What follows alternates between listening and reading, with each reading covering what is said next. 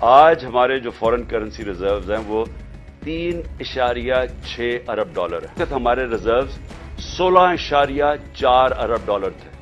ہم جب گورنمنٹ میں آئے تھے تو وہ 8 اور 9 ارب ڈالر کے بیچ میں تھے. ہمارے وقت پہ کتنا لیٹر بک رہا تھا پٹرول اور ڈیزل؟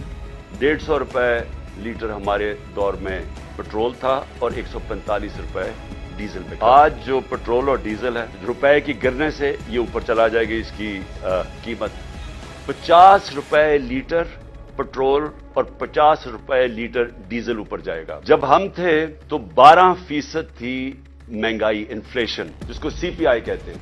آج وہ 35% پہ جائے گی.